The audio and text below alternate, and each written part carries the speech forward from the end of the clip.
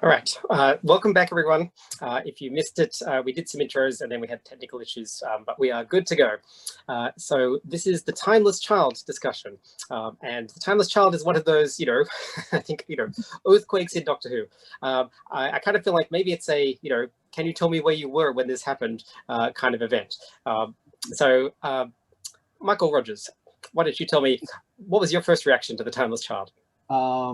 Well, I can remember where I was. I was sitting up. No, no. It was for me. It was really enjoyable because it felt to me like we were crafting some new backstory, some new mythos for the character. But yet, at the same time, it was like really open-ended and vague, and it felt like it could go in many different directions. Which, in the year since or roughly year since I've seen it. I really appreciate that. Like it's been the enjoyable aspect for me of the Timeless Child, that you can use it to pigeonhole in all sorts of inconsistencies throughout the decades of Doctor Who, where one production team made a decision that another Doctor Who team wasn't aware of. So I've got a lot of appreciation for it. I've enjoyed it, and I like the way it just smooths out some of those inconsistencies that we've all shrugged about for the last few decades. Cool. Kathy, how about you? I love the fact that it expanded the universe so much, and it kept throwing me with going back to the Irish Constable all the time. It's like it still took a couple of viewings to figure out, okay, what was the point of this part? But it just basically expanded the universe. It also made me worry that from now on, any historical figure that the Doctor meets will be the Doctor. I'm hoping that's not the case. But on the whole, giving all these background, all these characters, and establishing the fact that no, it is possible for the Doctor to be black, for the Doctor to be a woman, for the Doctor to be a kid, as well as elderly. It was just mind-blowing. It was really, really good.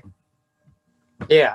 I mean, it really expands things, and it sort of jumps over a lot of potential issues all at once, which is kind of cool, I think. Zecca. Well, before I talk about my personal feelings, I think I want to say something, I think, to speak to the whole fandom, which is because there are some strong feelings in fandom about this storyline. In fandom? What are the chances? And that's simply that this wasn't necessarily a storyline we needed, but assuming that we're just going to go with it, how is it going? So ignore your personal feelings about whether or not we should have this storyline. How do you feel about it besides that? So that being said, for me, it was kind of like the Solo Star Wars film, where it wasn't a storyline I needed, but I'm enjoying where it's going. It is bringing, as you said, a mystery back to the Doctor, and I think Chris Chibnall has been doing that with the entire Jodie Whittaker era. He really was trying to reset it in many ways back to the feel we had with the early Hartnell team, where there's a lot more mystery about the Doctor and just going out and exploring and seeing new monsters and the whole bit, without completely chucking the whole history of the show away. It's gotten us back to that base mystery so a new fan can come in and just appreciate it for what it is. And that being said, for the longtime fans, this is really based in things that go back to the 1970s, this storyline.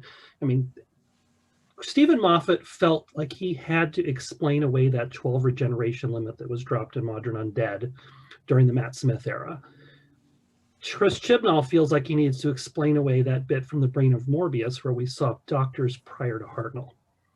And so he's doing this. But there's also a storyline that was starting to be developed by Andrew Cartmel and the writers in the later Sylvester McCoy era, which was then carried into the Seventh Doctor New Adventures books from Virgin Books, which was a concept of, there were like three primary driving forces in the early days of the Time Lords. There was Rassilon, there was Omega, and there was a mysterious figure known as the Other that we don't know much about.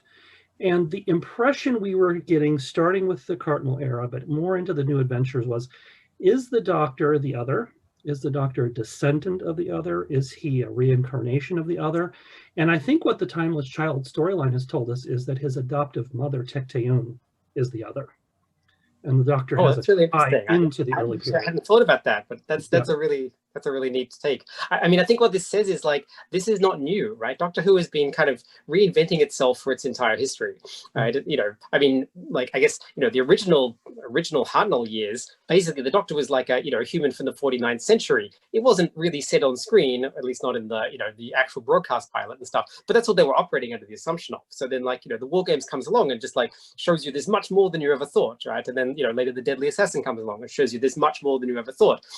Yeah, I mean, you know, the 13 Lives thing was first stated in the Deadly Assassin in the very same story that somebody actually gets an extra one, you know, and so it's kind of ruined already. So I mean, actually, I like what you say too about like it's the mystery of Doctor Who, because it's called Doctor Who. Like, it's, you know, the whole point is not that we know everything about this character. The point is that, like, you know, anything is possible. So yeah, my own personal feelings were like, I was glued to the chair. I was like, oh my god, this is amazing. I mean, I think it was better done in terms of the Ruth Doctor earlier in the season, but you know, in terms of like actual drama and so on. But as far as like the Timeless Child goes, I mean, I thought it was great. I mean, the execution is what it is, but you know, I thought, yeah, I love this idea because it does what Doctor Who does best, which is it leaves a level of ambiguity. And so, you know, if you want to be like, oh, sure, absolutely, this is always the Doctor kind of thing, you can, but you can kind of explain away if you don't really like that, right? And so it kind of, you know, like, you know, I mean, William Hartnell is still kind of the first Doctor. He's just the first Doctor kind of like in the current sort of run and so on. And there's enough sort of get out so you can play around with it as needed. And I think that's good too. So although it kind of, you know, plants a little bomb in fandom and stuff like that, and, you know, for sure, it's not a surprise that people are reacting, you know, in all kinds of ways. I think that it's also, you know, it's not that big a leap from where we have been, if you want to put the dots together. Yeah. So, I mean, I guess, like, I'm interested to see that, like, you know, you're three of you are mostly pretty much on board for it.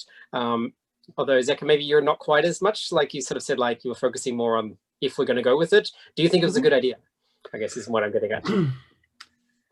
I don't know if going in I would have chosen to go this way, but I'm curious to see where it goes. I really am. I think the pieces we've seen so far are quite interesting. I certainly think there's been moments in both seasons with Jodie, because the Timeless Child was first mentioned in the Ghost Monument. The Doctor is questioning herself now. And as we saw in Revolution of the Daleks, she comes around to a moment, well, I know who I am. But she was questioning her own background and her own place in the universe, because she's not from this one, and her own place in things. And the Master is as well. The Master and the Doctor were friends for a long time before the Master went off the deep end. And the Master was really hurt by discovering this information. And yeah, I think it hurts him more, right? He's more upset, actually. Yeah, like he feels betrayed. He gets over it. Yeah, he feels betrayed. Like, yeah, I'm going to kill everyone because of this. Yeah. And Kathy, what do you think? Do you think it was a good idea? Again, like Michael was saying, it's not the way I would have gone, but on the other hand, there's so many possibilities behind this now that it's like, yeah, I can go on board with this. Yep. Cool. My own personal feeling is, like, I hope he doesn't come back to it very often. Like, I think it works best when it's ambiguous, when we have maximum ability as fans to shoehorn this in the way, you know, the way our headcanon would want it to be. And I think you run a risk of over defining and over explaining the Timeless Child, and then you get yourself backed into a corner, and it takes some of the mystery away. It's like the midi-chlorians and the Phantom Menace. It's like it takes a little bit of or the alien plotline in the X-Files. They would come back to it every 6 episodes or so, but it didn't really fit together very well. But then it also explains some things that are coming up, because I mean, the Doctor's always wanting to be Ginger. Might have already been in a past life, especially when we had the red-haired Merlin Doctor and the 7th Doctor. Yeah. And hey, to get back to our inclusivity panel before too, if you look at those early incarnations of the Doctor, they're shown in the Timeless Children in the flashbacks. A whole lot of different ethnicities and genders. Not just Jo, but even all the way back to the very beginning when she was first found at the portal. It's a young girl of color. Yeah, which is kind of cool.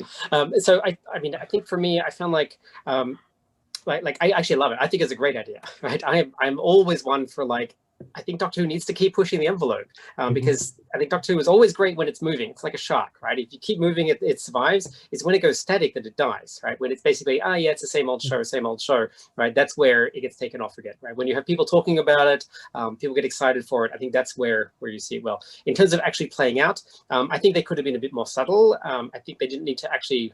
I personally wouldn't have revealed all in a huge info dump the way it was done. I would have had more doctors popping up, like the Ruth Doctor and so on. You see, maybe there's another one here, another one there. By the time of the Timeless Child, I remember thinking like, I know what's going to happen. I've totally got this pegged. Yaz is the Doctor. Like, I was totally convinced. I was like, Yaz is the Doctor. The Doctor, of course, is standing right next to the Doctor. That's the way this is all going to wrap up beautifully. And of course, it didn't happen. But I was like, that would have been actually kind of neat. But anyway, because Graham gives her this big speech, and then I was like, that was seeding the plot. I was like, anyway, so in my head canon, maybe Yaz is the Doctor. Could happen. Who knows? Yeah. Okay. So I mean, aside from like I guess the giant revelations, like what do you see for going forward? I mean, how did you like the mention in Revolution of the Daleks? To me, I thought it felt very consistent. Like we were having a conversation earlier about just general reactions to that episode. And I know some of my friends were complaining that, why would the Doctor sit there for years and years and not attempt to escape? And my interpretation has been, since seeing the episode, that the Doctor didn't want to escape. The Doctor was processing for several decades, it sounds like. How long did it take Jack to get to her? 19 years. 19 years, yeah. So, I bet the Doctor could have left that prison at any time that she wanted to. She didn't want to. She was sulking or reassessing or pondering or just trying to figure out who she really was. So, to me, that was, the whole bit of the jail part wasn't an extra tacked on thing. To me, it was like part of that processing. It was a logical sequence for me personally. Yep. And a process that I think pays off later with that line when she, later in the story, where she says, I do know who I am. I'm the person that fights the Daleks, period. It just took me a few years to figure that out. I think that moment of stillness, and she was forced to basically sit down and think about it.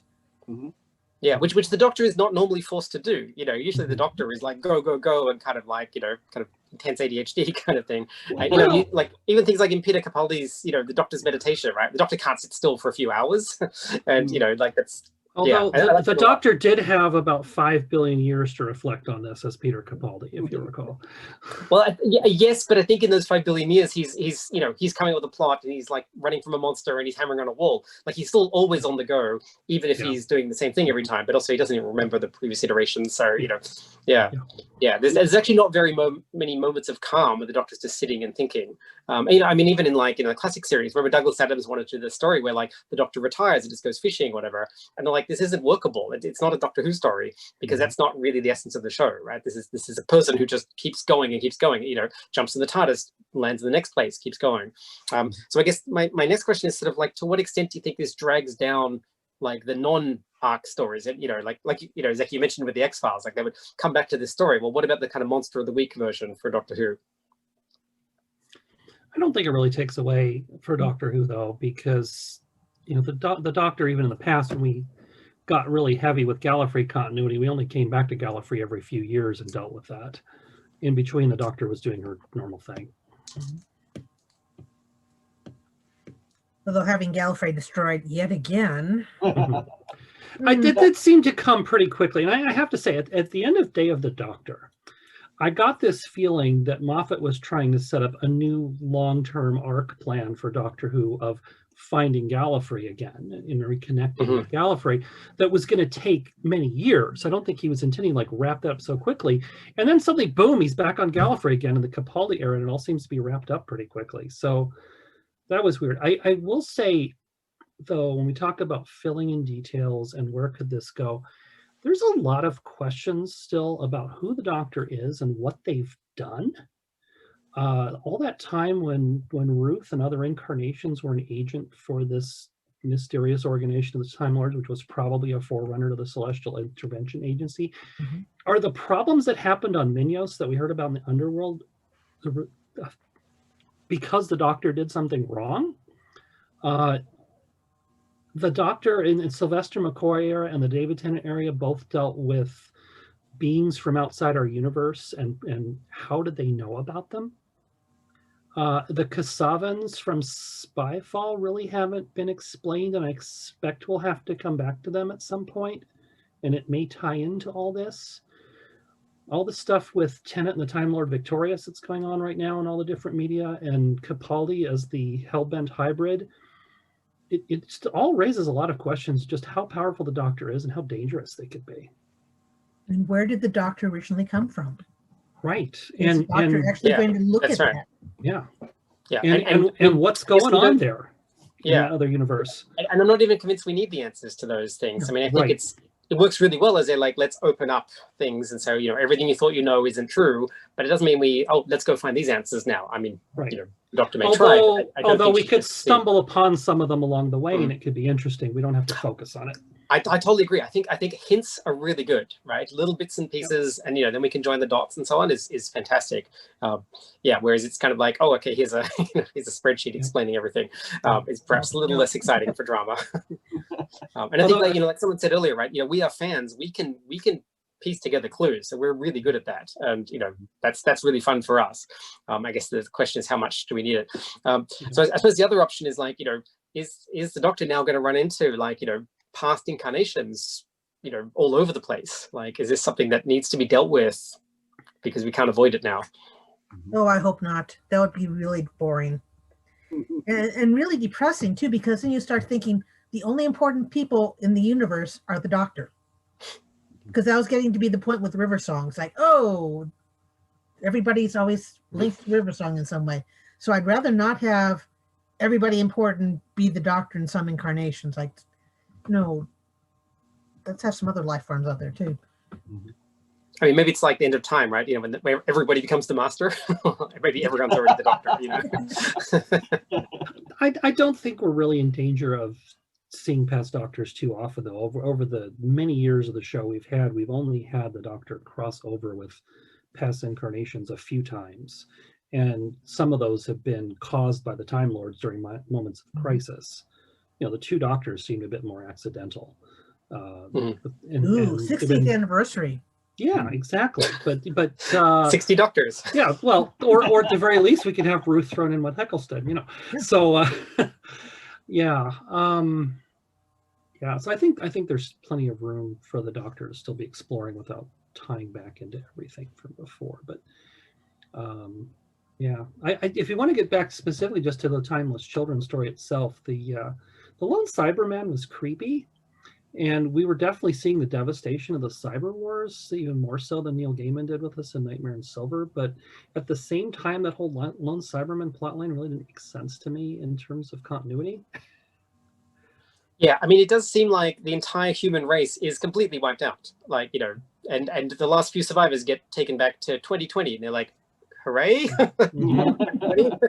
And so, but yeah, no, it's like, oh yeah, human race ended way earlier than it seems to have done in any other kind of backstory. I guess forward story maybe. Yeah. I mean, I think in some ways that the Timeless Child revelations kind of outweigh some of that other story, because it's the forward story is going on, and then oh look at these big shiny things over here, but you're like, did the human race actually die off? That's they literally these are the last 4 humans or whatever that were Simon are chasing around, and then they take them away, and that's it. Okay, there's no more humans. Yeah, apparently that's a thing. And the Master, Cybermen and Time Lords merge together, and we're gonna do this particle and to basically destroy life in the universe or something. No, just on Gallifrey. But it still kind of seemed almost as outlandish as the stuff Davros was doing a few seasons back. It's like, I mean, that's the Master for you. Of course, he's outlandish. Maybe, and granted, the Master was broken at this point. The whole finding out the origins of regeneration and the Doctor being tied into that did really break the Master, and I think he's more crazy than usual because of this. I kind of feel for the guy, actually, in some ways. He's really hurting. Yeah, I mean, if you found out your worst enemy was I guess the inspiration for you, that's probably pretty crappy, I suppose. But It also Okay, so does raise a I have lot some of questions questions. about the Time Lords back in the Dark Times and all too, about what they were up to. Yeah, So- that's right. So we have some questions in the chat. So one of the questions is, what's the thought that Chibnall will use this as a starting point for a longer narrative to pay off much later in his tenure, like Bad Wolf? Well, Yeah, we I guess, didn't get the like, Panelist Child until Ghost Monument, so that's it's a 2-year payoff already, I Mhm. guess. Yeah, like, 2-season payoff basically. Yeah, like I guess, has it paid off? Like, is the Timeless Child the end of the story, or is there more to come? No, there's more to it. My understanding from the interviews I've read is that Chris Chibnall only accepted the producer role with two things. He had to be able to have a woman cast as the Doctor, and he had a 5-year arc in mind. And we're only 2 years into it. There's more pieces of this puzzle that we haven't seen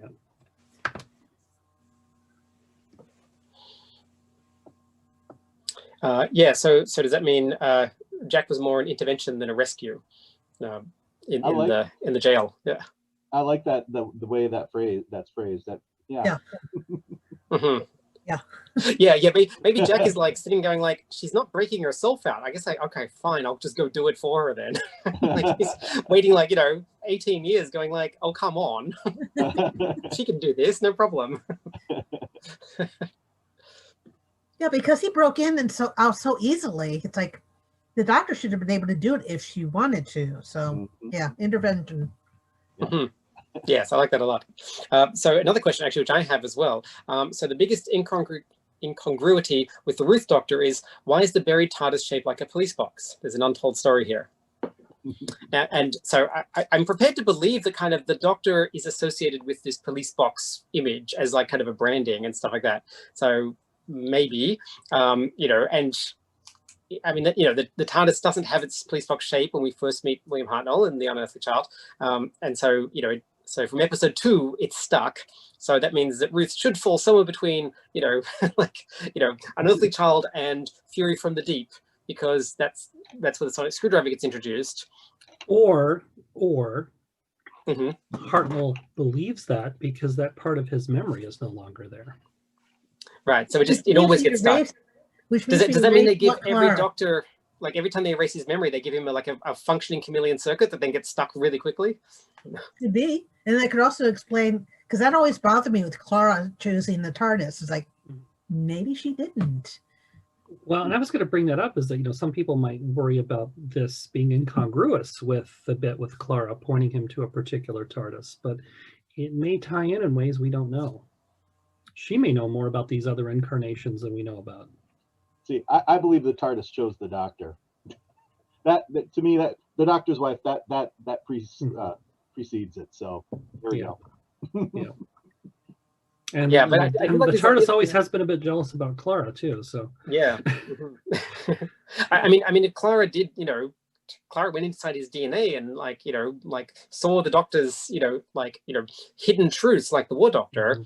So why wasn't Clara seeing some other things? And well, I mean, actually, I guess I should back up a bit, because Clara was very surprised by the existence of the War Doctor, because Clara hadn't seen the War Doctor, I suppose, and was like, wait, who's this guy? I guess those were things that the Doctor was hiding deliberately. Maybe, presumably, whatever the Time Lords are doing, I suppose, is probably hiding the other incarnations. So Clara, if she can't see the War Doctor, she's not seeing the other Doctors. I have to say, there is a line in Capaldi's story, Heaven Sent, which speaks to this a little bit. He talks about, speaking of secrets he must keep even from himself. Oh, yes. So it's like he's almost aware that there's more under there that he doesn't know about. Oh, I like that a lot. Yes. Yeah, I mean, what happens is, I mean, I suppose if Capaldi Doctor is like, no, I have to keep this secret from myself, I guess, was there some fear that things were going to go very badly, and maybe that's why the Master is doing his big exposition, because he's like, aha, this will go badly for the Doctor because he's found out enough. And yet I suppose the power of the 13th Doctor is like, she doesn't let it get to her, really, although obviously there's some trauma, but it's not that bad. Yeah, but maybe they were expecting something much worse because of that. There's another incongruity that people might see here as well in the end of the Time of the Doctor, where the Doctor has aged and aged and aged and not regenerated because he knows he's on his last regeneration. And then Clara pleads to the Time Lords over in their little bubble universe to, you know, do something about it. And the crack opens and the energy comes out. Well, maybe they weren't giving him more regenerations. Maybe they were just nudging him along like Kanpo Choji did with John Pertwee. Because they knew he had an infinite number of them available. That's right. It would have been very embarrassing for them if, like, he just regenerated and gone, wait a minute, that shouldn't have happened. And yeah, and then I actually, what I like too is then the fact it's left quite ambiguous after that, right? So, you know, like Capaldi doesn't know how many regenerations he has now, right? And so, like, it's like, yeah, that would be perfect, right? Because there's no need to worry about the limit anymore because there never was a limit, but like, you know, they've smoothed over this. So it really was lucky that the Doctor rescued them in Day of the Doctor so that they could facilitate this this cover up, because otherwise they'd be really screwed if he'd regenerated before then. Oh, Marco Rogers, you're muted. Sorry about that. Hearing you guys talk about that makes me think, are there any Time Lords left on Gallifrey before the events of the Timeless Children? Or were there any Time Lords left that actually knew the truth about the Doctor? I mean, the secret is so old and it's so buried in the Matrix. Were they even aware at that point? There is one Time Lord who is presumably no longer on Gallifrey that would know. If you remember, Capaldi kicked Rassilon off the planet. Okay. Yeah. Oh, I like that. I like that a lot. Yeah, I mean, I presumably most Time Lords would have a similar kind of reaction to the Master. Maybe not take similar actions, but they would have a similar kind of like, wait, what? Like, we're all based on this idiot, this renegade, you know. So I would imagine it's not widely spread, but Rassilon, he probably knows. Yeah. Oh, very nice. We have another question. So maybe Earth is on the other end of the vortex in the past.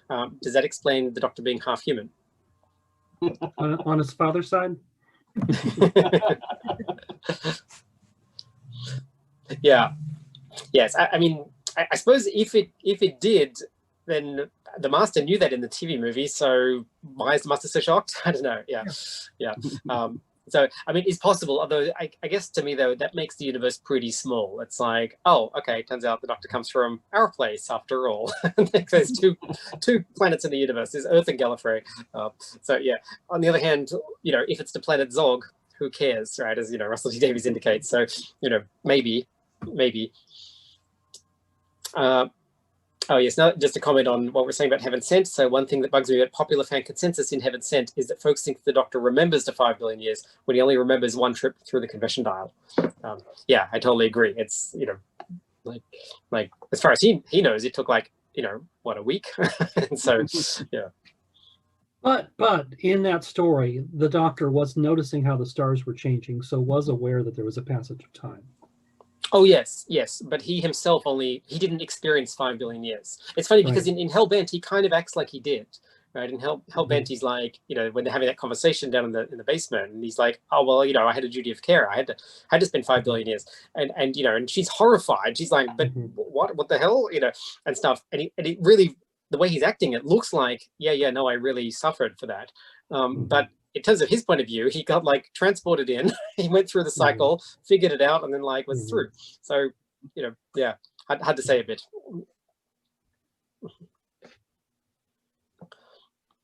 All right, so what wild speculations could we have? Where could we take the Timeless Child that could be really outrageous and awesome in the future? Oh, it's got to be outrageous and awesome? Oh, yeah. Can we have one episode be awesome and the other one be outrageous? Sure, let's do both then. Well, I mean, there is this other universe the Doctor came from. What is it? What is it like? What is there? How is it impacting our universe? Are the Kasavans something to do with that? They are spies through time from another realm, somehow coming in and messing with our universe. What is their intention? What are they up to? And is the passage maybe it's a frog so bad? Yeah. I mean, if the passage between the universes is so violent that the Doctor ends up as a child when she arrives. Or was I like that actually. Or was she placed there by her parents to save her from the worst things that are going on over there. You know, Big Finish has had, you know, their little side plot line with an Unbound universe with a David Warner Doctor and a Mark Gatiss Master, where that universe is collapsing, primarily because of the things the Master's been up to. And, you know, ultimately they've both escaped into our universe in the later storyline, but there's a lot of places you could go with this. Is it Rose's universe? Who knows? So my outrageous idea is like, you know, they CGI the Brigadier back and then he regenerates into the Doctor and you're like, oh. You only need to do a few minutes of CGI for this to be perfect. But with the line, oh, well, here we go again. Exactly. I also said enough about the Cyberman Brigadiers. Was like, no, let's not go there. Yeah. Let's undo that one. So wait, the Cybermen have been the Brigadier and the Time Lords. That's true, yes. Who else are they going to be? Yeah. I don't know. I'm just going to be looking forward to seeing what's done. Because no matter what I come up with, they may come up with something completely different. Just hope it's awesome. You know, this also raises more questions when we talk about incongruities. Where does the Valiard fit into all this now? Yes. Yeah, that's right. Well, I mean, the Valiard should have, well, kind of been and gone. I guess it's like, well, I suppose it's like somewhere between your 13th and final regeneration, you know. It's like, well, there's a long... And you have an infinite number, so where does that fit in? How far along the timeline did they go to find this Valiard? I just wish they'd put in like, 30 seconds of the Valiard in like, the time of the Doctor as he's regenerating. And he's like, well, here we go. And then he goes again. And so, I mean, I guess that's the great thing about the infinite Doctors is like, you can push the Merlin Doctor, the Valiard, whoever you want. They can still be there, and you're not suddenly running out of Doctors as you get closer and closer to the deadline.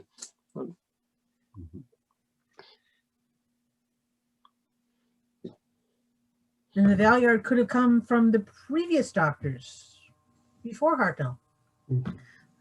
Yeah, I mean, I think like the Valiard was explicitly said to be a future one. And so was the Merlin one too. But yeah, I mean, I guess what we're finding out is there's a lot of past, but I guess by implication there's also a lot of future as well. So there are distant future Doctors perhaps. By the way, going back to Joe Martin's TARDIS, we talked about it being a police box on the outside, but we really didn't talk about the interior. And I really like how it looks like it's got some things that feel a little bit like the David Bradley version of Hartnell's TARDIS in An Adventure in Space and Time, but some things that are a little different. So you could kind of see that evolution towards Hartnell's TARDIS. That was a nice touch. Set designers did their work. Yeah, I love the classic feel of that TARDIS. It's it really kicks in, and the costume too, right? So it's very, it's very, very traditional, which I think was absolutely critical for what they were trying to do there. Yeah, and it's nice how we've reached back to the chameleon arch from Human Nature again. This is the third time that has now been used in the series. It was used to bring the Master back, and now it's been used to bring memories back to a prior incarnation of the Doctor.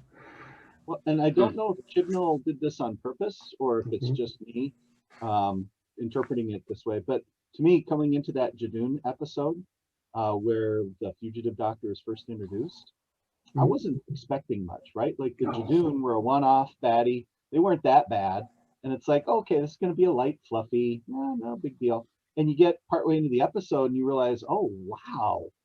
And so I love the sucker punch element of that. Well, and I think I was not expecting that. The leaks about John Barrowman being in the story also, I think, helped deflect attention from what they were doing with this story, which was helpful to me. I really appreciate it. It's like I had spoiled for me that John Barrowman was going to be in this story before I saw it, but I was not expecting Joe Martin to be what she was. I'd seen a comment online. I think Graham Burke had said like, "Oh, I love it when Doctor Who is surprising," and that's all I saw. And I didn't know about John Barrowman. I didn't know anything. I think I knew the word Jadoon coming in the season somewhere. So I see the title. It says "Future of the Jadoon." I was like, "Oh, okay, cool. This is the Jadoon one." And then I see John Barrowman. I was like, "Oh, that's the surprising part." And then like 40 minutes later, I'm like, Oh my God. Yeah. Did I read correctly that originally they weren't planning to put him in the June episode, but they basically filmed him from Revolution of the Daleks and put that scene in earlier? I'm not I sure. read that in an article. Maybe. And again, that may have been in order to create the deflection that they needed, the distraction they needed. I've got to say, those moments leading up to Joe's reveal, you know, it's like I had a hint, you know, like 30 seconds before it was revealed where we were going, and was excited by this, but it took until then. You know, it's like she's in the lighthouse and she's starting to notice the glass, and then Jodie's digging out the police box. I'm like, oh no, they're not going to do that. And then suddenly the Chameleon Arch stuff starts. I'm like, oh yes, they are. Yeah. Well, and a nice twist on that too, because we've seen so many episodes. It's a trope where you know the hero is duped by some bad person who tricked them into thinking they're a good person, and then at the end, oh my God, oh my goodness, oh my gosh. And I like that because I was building up to that. I was like, oh, you know, whoever, you know, Joe Martin is, she must be really BA, you know, she must be really tough, ugly customer here. And then to find out that it's the doctor, it was a really nice twist for me as a fan going in. Interplay between Joe and Jodie as well, I think, was just wonderfully done. It was very reminiscent without copycatting the Trout and Jean Pertwee interactions. You know, you could see the similarities, but you could see the differences, and they were kind of poo-pooing each other a little bit. But you know, you're waiting for the water pistol to come out. Yeah, exactly. Yeah. Is there a name for how stupid you're being, Doctor? Yeah. Yeah, exactly. Well, that lovely. When I was watching Utopia back in the day, and you know, they revealed that it's the Master, so you know, Chameleon Arch and everything. I actually thought it was going to be the Doctor, because I'm like, oh wait, it's, you know, Derek Jacobi and a waistcoat and a white hair. Oh my God, it's a Doctor we don't know about. This is amazing. I was like, oh, okay, no, it's the Master. All right, yeah. What a silly idea I just had. So I was like, no idea with the Joe Martin Doctor what was going to happen. But that moment when Jodie steps aside and turns whatever, and you see Joe standing there and she's changed her clothes. You just knew before she even opened her mouth, that outfit, that was a doctor's outfit. Yeah, that's right. Yeah, because even with the police box, I was like, okay, well, they must have time traveled the TARDIS back and buried it, and you know, we'll see the loop come around, and you know, there's gonna be like, yeah, you're right. It was that moment of the outfit reveal that's, you know, it's like, you know, it's 5 seconds before like she says it, but you're like, oh, yes, oh, this is good. Yes, even those yellow shaded glasses, they were just perfect. That's right. I mean, it's, to me, that's the quintessential way to do the drama, right? It's like much more than the exposition of the Timeless Child. Like, the thing is, the ideas are great. Like, I love the ideas of the Timeless Child. I think that it's the presentation that really makes a difference, though, because when it's like this, you know, build up and reveal, and especially I think you're really invested in Joe Martin's character, because the episode at the beginning just spends just a little bit longer than it probably needs to establishing her. And at the time, I was like, we haven't really seen the TARDIS crew yet in this episode. We're just spending a lot of time on this woman, but it doesn't matter. She's really cool. You know, she was quite engaging and stuff. You're like, oh, okay, whatever, right? You know, and you know, of course, looking back, they need to spend a bit more time because you really want to care about the character. And so I think, you know, like everything, all drama comes back to character. And I think, you know, if I have a criticism of the Timeless Children, like as the episode, it's like that we didn't really have a character to invest in. It's a concept. And concepts are great, but you need actually character to kind of nail something down. So that's why, you know, Timeless Children is a fine episode, but like that's where The Fugitive of Dune is a magnificent episode, because you have this extra depth, and that's where everything plays out beautifully. And I think also the layering, like you guys talk about, like the, you know, the John Barrowman part as kind of this deflection from the actual true thing. It's like you got layer upon layer, and that would have been awesome. Actually, I remember even thinking, like, right at the end of the Timeless Children, whatever the old guys who you know, blows up Gallifrey at the very end. I can't remember his name, Asher or something. But I thought, oh, he's got to be the Doctor. You know, it's like, I'm looking for the Doctor everywhere. I was like, oh, I got it. It's that guy. He's the Doctor. And, you know, yeah. So, no. Oddly, I hear you all saying things about seeing, you know, the Doctor being all these other people, and I don't. I never did. I never went down that route. So that was surprising. But I guess I surprised you with the look at the other as Tecteun as well. Yes. Yeah. Well, I just think if it was Stephen Moffat writing, then one of the companions would have been the Doctor. Absolutely, because that's the total like scoring in a circle that Stephen Moffat does, right? It's like, you know, it would just totally wrap beautifully around in this bow. But Chris Chibnall is not Stephen Moffat, for better and for worse. And so this is a different kind of storytelling. But I guess I'm always on board with this kind of like, Seinfeld kind of wrapping it up beautifully at the end, kind of like punchline. So that's why I was like, oh, this is going to be great. And I was like, no, it is what it is. That's fine. I'd like to say something really positive about Jodie Whittaker for a moment. Just going through this whole timeless child plot line through the 2 seasons. There's a lot of moments where she seems very light and frivolous and so forth, and people have their complaints about that. And when she's running, the way she'll scream when they're being shot at and stuff, it's very Patrick Troughton-y, actually. The way he would scamper about when being chased by Daleks or whatever. But when she broods, she gets really dark and broody in ways I haven't even seen like the likes of David Tennant do. And so, when she found out that Gallifrey was destroyed way back in Spyfall, and when she's been dealing with all this stuff, she really gets deep in the brooding, really thoughtful. I mean, what was that? There was a story where the companions were sitting there for 20 minutes watching her while she was brooding, and she didn't even notice them there. I mean, yeah, she's definitely showing her acting chops there, and people aren't always giving her credit for that. Yeah, I mean, I agree. I think it's not easy to kind of share the limelight in a way. You're the Doctor, you're the star, and yet, well, now we got this other Doctor with the Ruth Doctor and stuff like that, and yet there's not a problem. Like it's, like it's clear that like, she clearly is the Doctor. Like there's not a doubt about that somebody else is going to come and sort of like overshadow her, while nevertheless being an absolutely fascinating character in her own right. And so, yeah. Yeah, cool. Okay, so we're just about out of time. So maybe we just do final thoughts about the timeless child as a concept. Kathy, why don't you start? Again, I still like the fact that we've established now the Doctor can be not a white male all the time. And I'm looking forward to having more characters of more people of color, more women, and continue on in that vein instead of reverting back to the Doctor can only be a white British man. So I'm looking forward to this. Cool. Michael Rogers? I like how it has brought a bit of mystery back to the character. And I always appreciate that. I like the ambiguity, and I hope it stays ambiguous for as long as possible. Cool. Zecca? I hope Chibnall's 5-year plan pays off. There's always a concern with these things that they won't, particularly given Chibnall's history writing for Doctor Who and Torchwood. But I really do hope it pays off well. And anything that gives us more screen time with Joe Martin, I'm in for. Cool.